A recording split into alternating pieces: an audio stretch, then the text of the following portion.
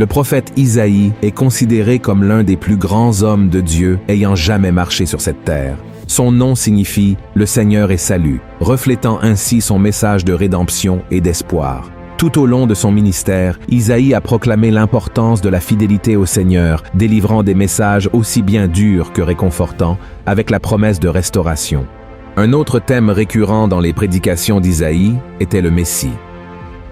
Bien qu'il ait vécu environ 700 ans avant la naissance de Jésus, il a prophétisé en détail sur la venue du Fils de Dieu dans le monde. De plus, le prophète a également parlé de la fin des temps et de la seconde venue de Jésus, lorsqu'il établira un nouveau ciel et une nouvelle terre. Voyons ce qu'Isaïe a dit à propos de ces sujets. « Car, comme les nouveaux cieux, et la nouvelle terre que je vais créer subsisteront devant moi, dit l'Éternel. Ainsi subsisteront votre postérité et votre nom. À chaque nouvelle lune et à chaque sabbat, toute chair viendra se prosterner devant moi, dit l'Éternel. » Et c'est précisément sur ces révélations de Dieu à travers le prophète Isaïe que je souhaite discuter avec vous aujourd'hui. Le livre d'Isaïe contient 66 chapitres remplis de prophéties et d'avertissements qui sont pertinents pour notre époque. Avant de poursuivre, je vous invite à vous abonner à ma chaîne. Il vous suffit de cliquer sur le bouton d'abonnement sous la vidéo et à côté, vous trouverez l'icône d'une cloche. Il est important d'activer cette cloche pour recevoir toutes les notifications chaque fois que je publie une nouvelle vidéo. Chaque jour, je partage des messages, des prières et du contenu pour renforcer votre cheminement avec Dieu. Venez participer à cette aventure avec moi, d'accord? Allons-y. Le premier avertissement d'Isaïe est que les impies seront enveloppés par les ténèbres.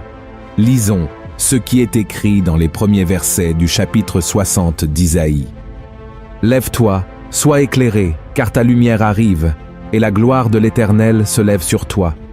Voici, les ténèbres couvrent la terre, et l'obscurité les peuples. Mais sur toi l'Éternel se lève, sur toi sa gloire apparaît. » Dans ce chapitre entier, Dieu révèle aux prophètes la grandeur et la gloire de Jérusalem céleste, ainsi que le triomphe de l'Église. La vision d'Isaïe est très similaire à celle que l'apôtre Jean a eue dans l'Apocalypse 21 et 22, même si de nombreux siècles séparent ces révélations. Cela confirme la véracité et la cohérence de la parole de Dieu. Dans cette réalité céleste, il y aura une paix éternelle, où toute douleur, gémissement et larmes seront consolés. Les horreurs du passé ne les affligeront plus, car tout le règne appartiendra au Seigneur. Et c'est vraiment merveilleux, chers frères et sœurs. La grandeur de cette réalité est difficile à comprendre, mais il est important de noter qu'il y a des passages de ce passage qui indiquent que la situation sera différente pour ceux qui choisissent de persévérer dans le péché sans se repentir de leurs œuvres. Isaïe décrit que les ténèbres les envelopperont, car le soleil et la lune n'existeront plus, et la lumière qui éclairera les enfants de Dieu viendra directement du Saint-Esprit. Nous ne savons ni le jour ni l'heure du retour de Jésus. C'est pourquoi nous devons être toujours prêts, faisant la volonté du Père, combattant le péché et résistant aux tentations du diable. Car tôt ou tard, les trompettes retentiront, et ceux qui ne seront pas aux côtés de Christ seront enveloppés par les ténèbres, comme cela s'est produit avec les Égyptiens lors des 10 plaies d'Égypte. Voyons ce que la Bible dit à propos de cette réalité future. L'Éternel dit à Moïse, « Étends ta main vers le ciel, et qu'il y ait des ténèbres sur le pays d'Égypte, et que l'on puisse les toucher. » Moïse étendit sa main vers le ciel, et il y eut d'épaisses ténèbres dans tout le pays d'Égypte, pendant 3 jours. On ne se voyait pas les uns les autres, et personne ne se leva de sa place pendant 3 jours. Mais il y avait de la lumière dans les lieux où habitaient tous les enfants d'Israël. Quand les ténèbres sont tombées sur l'Égypte pendant ces 3 jours, tout s'est figé. Aucun Égyptien n'a pu accomplir quoi que ce soit, car l'obscurité a totalement dominé. C'était une conséquence de la désobéissance et de l'entêtement du peuple égyptien. Cependant, à la fin des temps, selon les paroles du prophète Isaïe, les ténèbres seront encore plus intenses et durables. Cependant, il est important de souligner que Dieu est et restera toujours la lumière de ceux qui l'aiment. Ceux qui choisissent de rejeter Dieu vivront éternellement dans les ténèbres. Le deuxième avertissement d'Isaïe est que ceux qui ne discernent pas entre le bien et le mal paieront un prix élevé pour leur choix. Maintenant, allons au chapitre 5 du livre d'Isaïe, où il nous avertit que ceux qui ne peuvent pas distinguer entre le bien et le mal et qui se considèrent sages à leurs propres yeux n'échapperont pas au jugement de Dieu. Ainsi parle la parole du Seigneur. Malheur à ceux qui appellent le mal bien et le bien mal, qui changent les ténèbres en lumière et la lumière en ténèbres, qui changent l'amertume en douceur et la douceur en amertume. Malheur à ceux qui sont sages à leurs yeux et qui se croient intelligents. Bien souvent, lorsque nous pensons à la bataille spirituelle, nous imaginons des anges combattant contre des démons.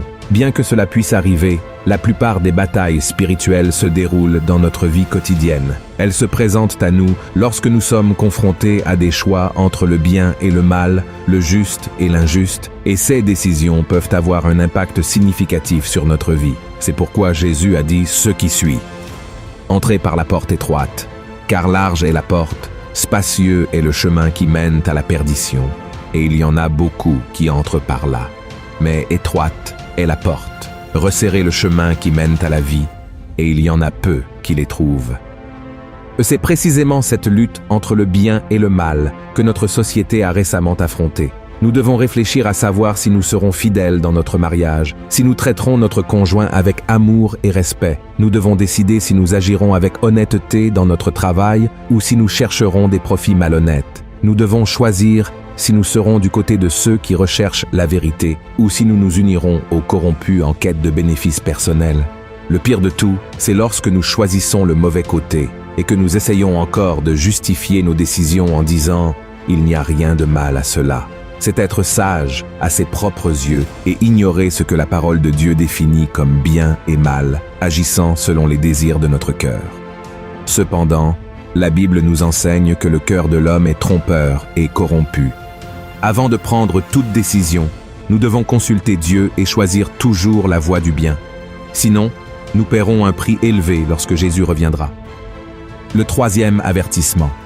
Dieu permet que des choses mauvaises se produisent pour nous éveiller. Dieu aime profondément sa création, mais le monde a été affecté par le péché. En ce moment de la fin des temps, il permet que des choses mauvaises se produisent sur la terre comme un avertissement de ce qui est à venir. Lisons ce que le prophète Isaïe a écrit au chapitre 26. « Mon âme te désire pendant la nuit, et mon esprit te cherche au-dedans de moi.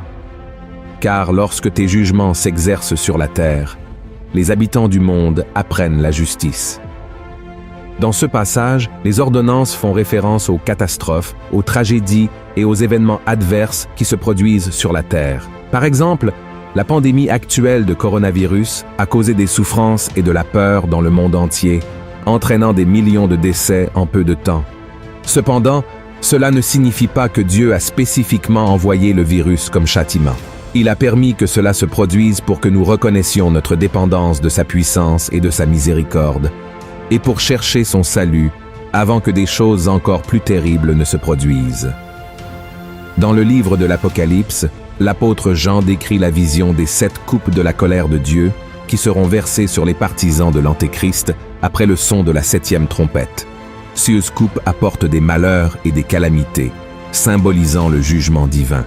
Le but d'Isaïe en nous avertissant de ces événements est de nous exhorter à remettre nos vies à Jésus et à vivre selon sa parole, afin que nous puissions trouver sécurité et salut au milieu des temps difficiles. Amen. Le 4e avertissement. Dieu est bon, mais il est aussi juste. Qui n'a jamais entendu au moins une fois dans sa vie cette phrase « Dieu est bon tout le temps ». Et c'est vrai, le Seigneur est tellement bon qu'il a donné la vie de son propre Fils pour que nous puissions être libérés du péché et nous réconcilier avec lui par le sang de Christ. Mais il ne sera pas bon avec tout le monde à la fin des temps. Dans Isaïe 24, le prophète a dit « La terre est déchirée, la terre se brise, la terre chancelle. La terre chancelle comme un homme ivre, elle vacille comme une cabane. Son péché pèse sur elle, elle tombe et ne se relève plus. En ce temps-là, l'Éternel châtiera dans le ciel l'armée d'en haut, et sur la terre, les rois de la terre. Ils seront assemblés captifs dans une prison. Ils seront enfermés dans des cachots, et, après un grand nombre de jours, ils seront châtiés. » Comme nous pouvons le voir dans le 3e avertissement, ceux qui ont choisi de servir le diable plutôt que de servir Jésus seront punis par les jugements qui accompagneront les 7 coupes. Et tout cela ne se produira pas parce que Dieu est mauvais, mais parce que Christ est saint et qu'il ne peut pas vivre au milieu du péché. Dans le chapitre 13, le prophète Isaïe nous met en garde. Voici, le jour de l'Éternel arrive, jour cruel, jour de colère et d'ardente fureur, qui réduira la terre en solitude et en exterminera les pécheurs. Car les étoiles des cieux et leurs astres ne feront plus briller leur lumière, le soleil s'obscurcira dès son lever, et la lune ne fera plus luire sa clarté. Je punirai le monde pour sa malice, et les méchants pour leurs iniquités. Je ferai cesser l'orgueil des hautains, et j'abattrai l'arrogance des tyrans. Alors, si vous ne voulez pas faire partie de ce groupe de personnes qui seront condamnées à l'enfer, croyez en la mort et la résurrection de Jésus, et vivez selon ces enseignements. Acceptez cet amour si grand de Dieu pour vous, car dans l'éternité avec lui, il n'y aura plus de douleur ni de souffrance. Amen. Et le 5e avertissement est, cherchez le Seigneur pendant qu'il est temps.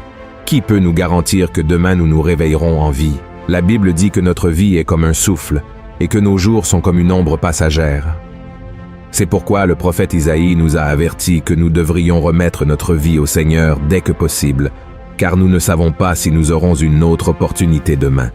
Voyez ce qu'il a dit au chapitre 55. Cherchez l'Éternel pendant qu'il se trouve. Invoquez-le tandis qu'il est prêt. Que le méchant abandonne sa voie, et l'homme d'iniquité ses pensées. Qu'il retourne à l'Éternel, qui aura pitié de lui, à notre Dieu, qui ne se lasse pas de pardonner.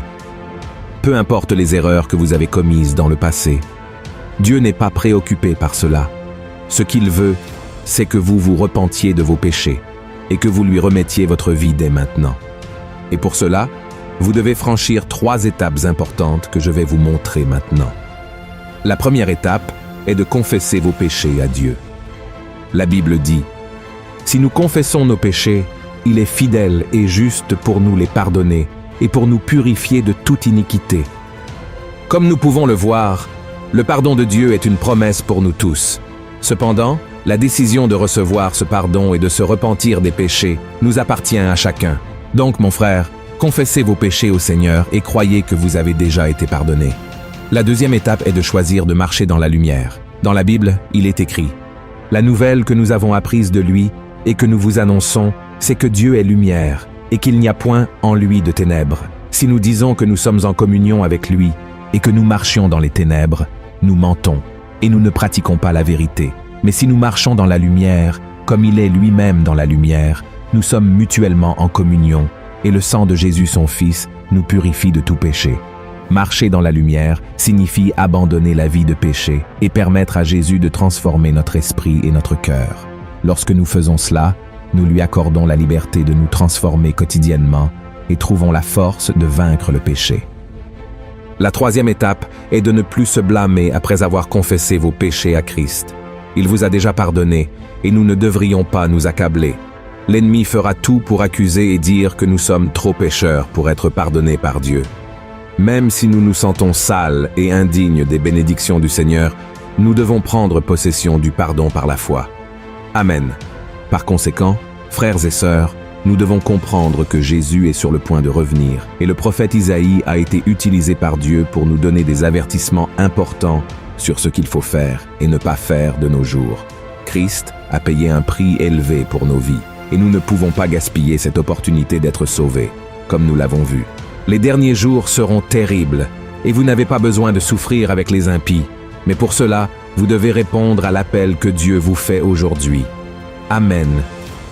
Si vous avez aimé ce message, je vous demande de le partager dans les groupes WhatsApp et sur Facebook. Propageons le message de l'Évangile et suivez-moi ici, car chaque jour, je vais vous aider dans votre marche avec Dieu. Je vous attends dans la prochaine vidéo. Que Dieu vous bénisse.